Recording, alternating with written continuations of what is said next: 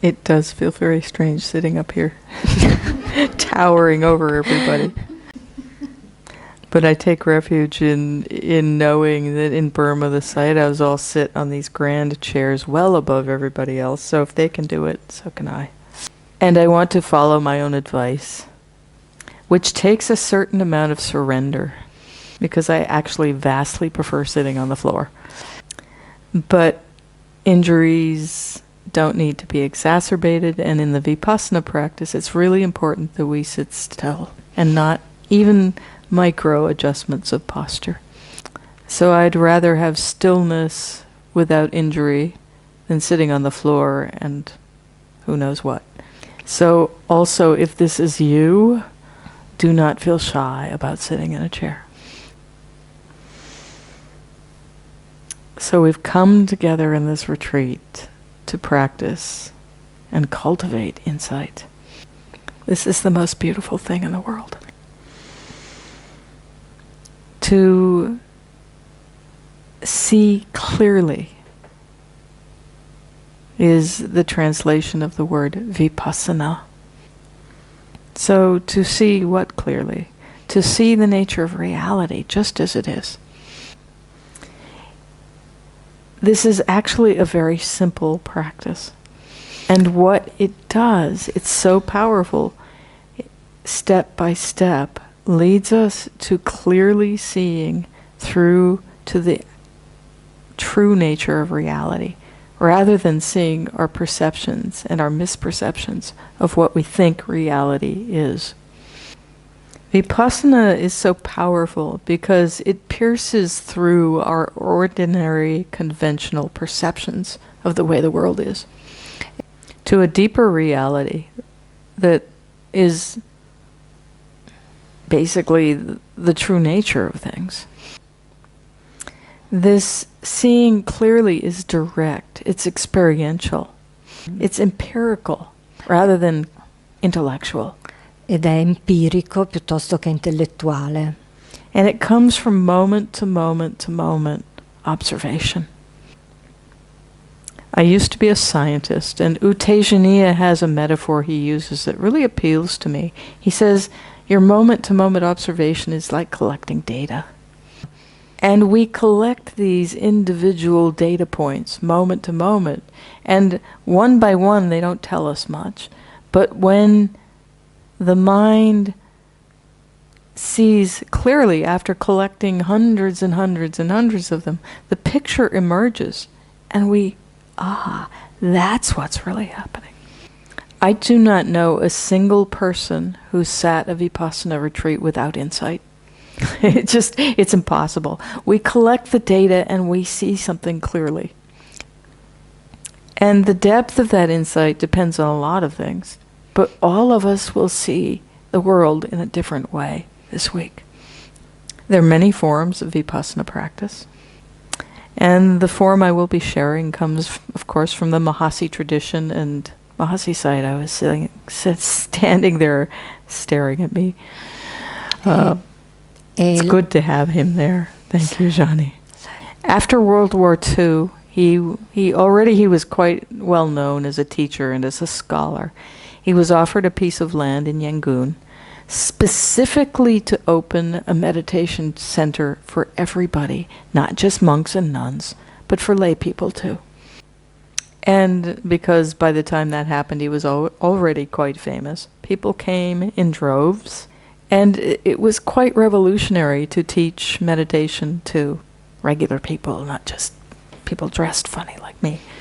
But this is quite in line with the teachings in the Nikayas, in the Buddhist texts, where the Buddha said again and again and again in many different ways, no matter who you are, whether you're a bhikkhu, a monk, a bhikkhuni, a nun, a lay person, male or female, anybody can attain enlightenment. So Mahasi Sayadaw and his technique have gone around the world, and his teaching has been directly influential in the development of kind of the mindfulness movement, because John Kabat-Zinn, who developed mindfulness-based stress reduction, and He was a student of this technique.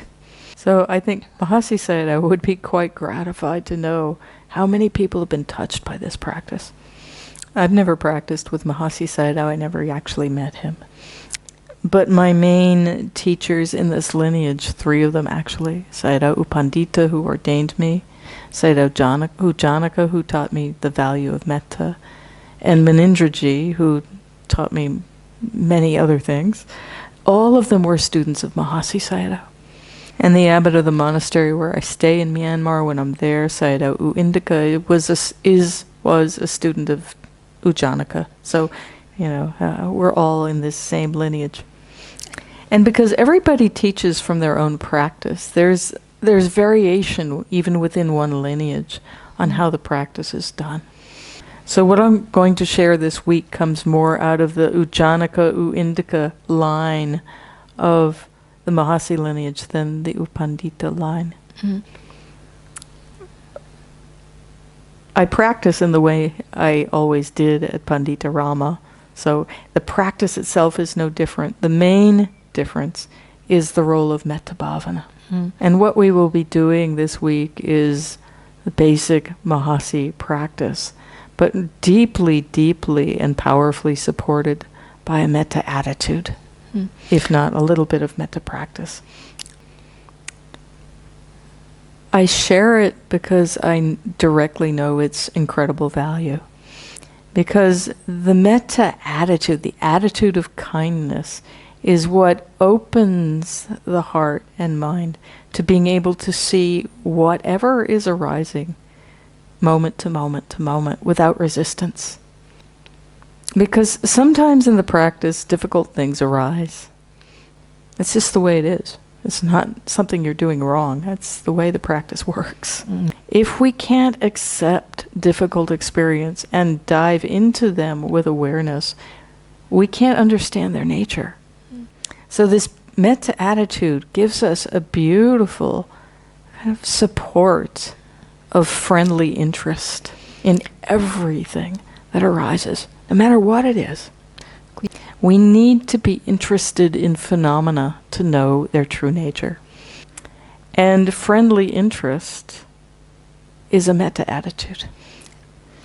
And interest directly leads to knowing, to understanding. When we're interested in experience just for the sake of understanding it, we don't get caught in what we perceive as problems. We don't get caught in looking for some other experience out there that we need to progress in order to see. And we don't get caught in trying to overlay ideas about what we should be seeing. Instead, we just are able to observe whatever is there, right there in that moment. The paradox of the practice is that as soon as we drop this need for progress, this need for something different to be happening, and just bow in gracious surrender to the way things are, that's when progress happens by itself. So this metta attitude is what allows the conditions for insight to arise. When we apply continuous mindfulness and balance. So that's all I wanted to say by way of introduction. Now I want to together do a short sitting. As I said, I'll give complete instructions tomorrow. My intention tonight is to get us all practicing together in the same space, and for those of you who've just arrived, to begin your practice gently with an open, kind, mindful awareness. So find a comfortable posture that you can rest back in without moving. Whether you're on a cushion or on a chair, it helps not to be leaning back against anything. And close your eyes. And take a few minutes at the beginning of the sitting simply to arrive in this body, in this moment. Noticing with really friendly, accepting interest, whatever sensations in the body are predominant right now. It might be the sensations of your sit bone on the cushion, or your knees on the floor, your hands in your lap, or just the outline of the body, or perhaps the breath moving in and out. For the moment, not zooming in on any of this, but just having an open, friendly, interested awareness of whatever is there. Taking a moment now at the beginning of the sitting to notice if there's any tension or tightness that you can release, and adjusting your posture if you need to. Making sure your arms are hanging in a relaxed way. And if there's any tension in your neck or your jaw, gently moving the head, the jaw. Simply arriving here and now, without needing to do anything special.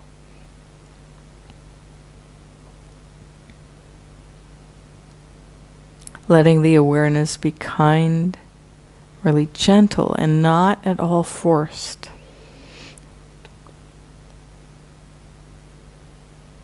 It's the nature of mind to know. This is what the mind naturally does. It takes no effort to feel, for example, the hands touching or the feet on the floor. So just letting the mind do what it naturally does, which is to know and to be aware of that.